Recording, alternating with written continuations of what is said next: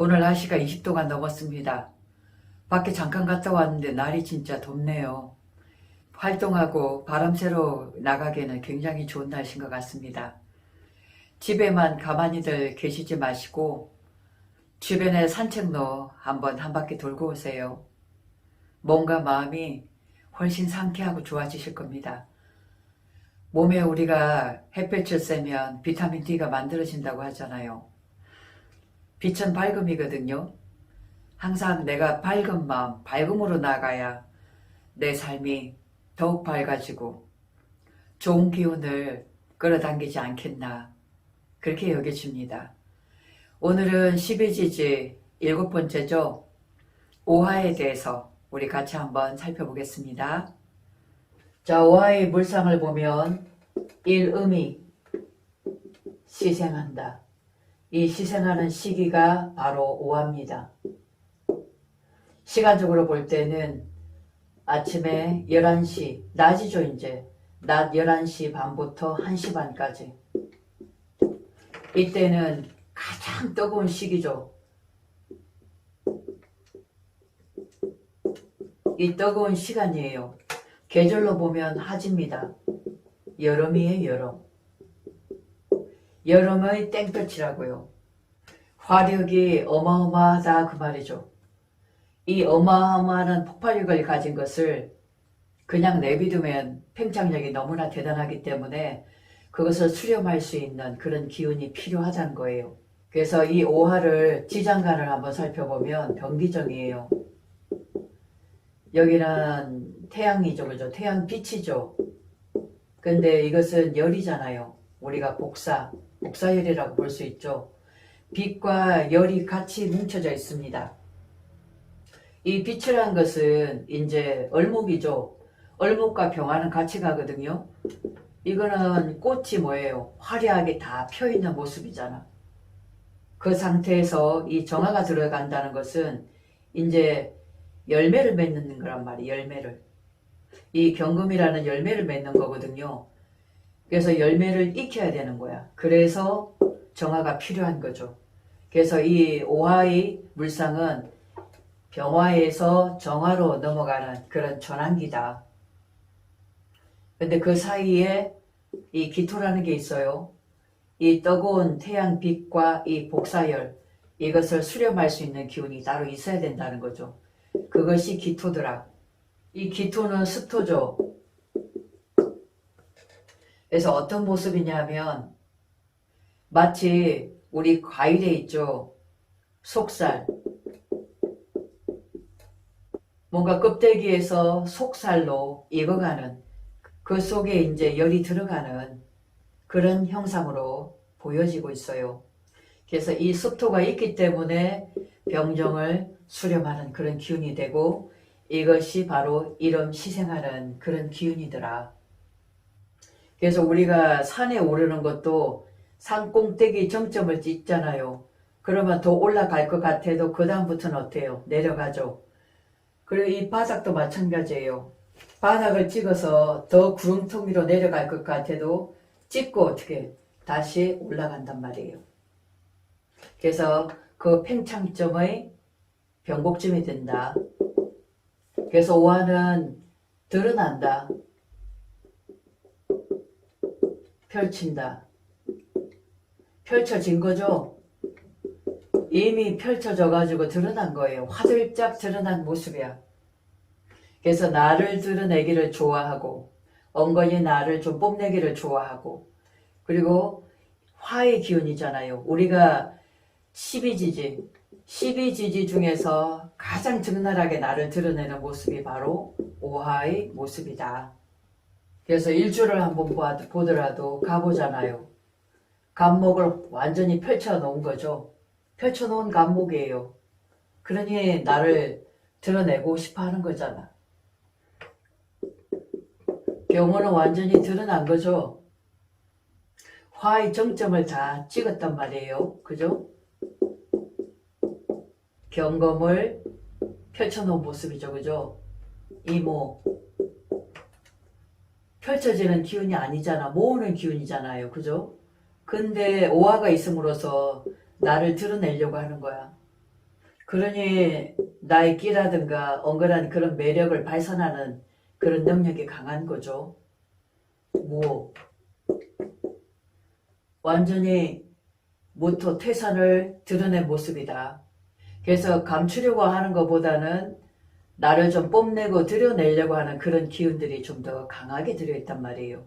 그리고 좀 더 나를 확장시키고 팽창시키려는 그런 욕심들이 가득한 그런 일주다. 대체 에너지 이렇게 얘기하잖아요. 대체 에너지. 우리가 에너지라고 볼 수가 있는 거죠, 이게. 그죠? 복사 에너지, 복사열이기 때문에.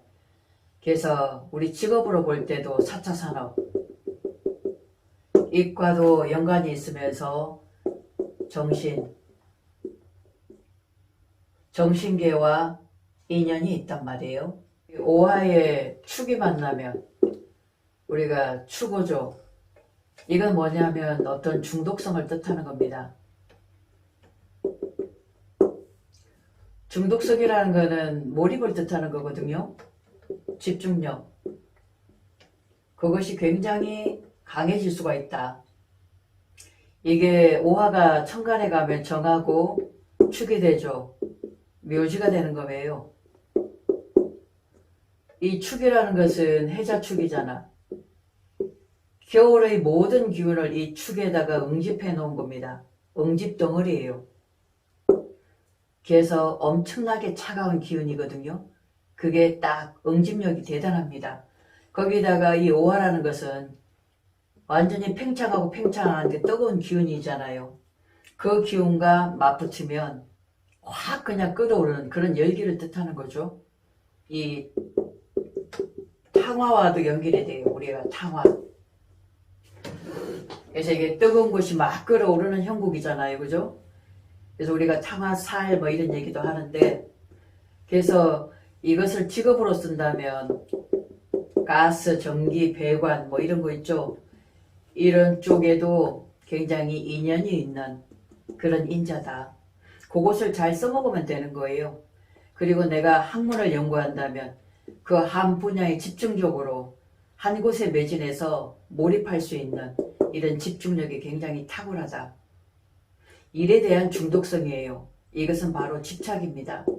한 곳에 집착하게 된다는 거예요. 사람에게 집착하다 보면 과거에도 집착하고, 그렇게 해서 거기서 헤어나지 못하기 때문에 미워하고 원망하고 정오한다. 그래서 우리가 추고 원진이다라는 말을 하거든요. 개인한테 써먹지 말고 내가 사회에 기여할 수 있는 것, 내 일에다가 이렇게 집중하고 몰입하시면 남들보다 이게 3배, 4배의 효력이 있는 거예요.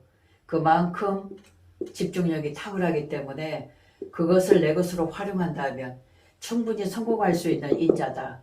이렇게 보실 수가 있겠습니다. 또 오가 있을 때 묘가 있으면 이게 습을 가지고 있는 습목이잖아요. 그죠? 좌우묘유는 서로가 서로를 새겨주지 않아요. 내 자리를 굳건하게 지키고 있기 때문에 이렇게 목생화하기가 어려워요. 그래서 이 묘는 이게 있으면 약간 뭔가 왜곡되고 삐뚤어진 그런 사고방식 있죠. 삐뚤게 세상을 바라보는 그런 게 있습니다. 그리고 뭔가 성급하게 일을 저지르려고 하다가 실패가 되는 그런 문제점도 있다는 거죠. 그래서 이런 특수 분야, 이런 쪽도 재주가 있습니다. 그래서 일에 있어서 너무 속전속결로 일 처리를 하다 보니까 결과적으로 뭔가 왜곡이 되고 미흡한 면이 있기 때문에 이것은 시간차를 둬야 되겠죠. 차차히 뭔가 관찰자 입장에서 살펴보면서 일을 진행하는 것이 시일은 좀 걸리겠지만 결과적으로는 좋은 결과를 맞아들일 수가 있겠다. 이렇게 보여져요. 오화가 있을 때 진토라는 것은 화생토화죠. 진토를 만나면 오화의 기운이 진토에 스며들게 돼요. 그러니까 화력을 잊어버리고 빛을 잃어버린다 그 말이죠. 그래서 화의 화력이나 기운이 진토에 스며들게 된다. 약해진다. 이렇게 보실 수가 있겠습니다. 그래서 오화가 있는 것은 천간에 뭐가 있냐면 경금이 있어야 되겠죠. 지지에는 신금이 있고 이게 바로 나한테는 명예거든요. 결과잖아, 결과. 목생화 이게 이제 과정이잖아요. 이 과정을 건너서 결국은 이 경금으로 가는 결과물로 연결이 되어지더라. 그 자리에 오화는 변화의 수예요. 변화의 시기. 어떻게? 양에서 음으로 가는 그 변환 곡점에 있는 것이 오화더라. 그래서 오화를 형체를 드러낸 모습보다는 우리가 열이라고 그랬잖아요. 그죠? 복사열, 전기전자, 아까 신소재, 파급력이 좋은 그런 에너지, 전기 에너지, 그죠? 에너지란 말이에요. 에너지.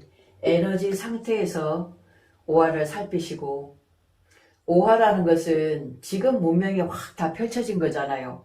그래서 지금 잘 나가는 거, 앞으로 파급력 있는 거기다가 내 직업성을 두고 자격증을 따신다든지, 아까 현침물상이라고 그랬죠. 현침이라는 것은 우리가 촉이라고 얘기하잖아. 감각이라든가 느낌이 굉장히 빠르시기 때문에 이 분야에 빨리 결실을 맺을 수가 있겠다. 이렇게 보여집니다. 그래서 오늘은 12지지 오화에 대해서 간단하게 한번 풀어봤습니다. 고맙습니다.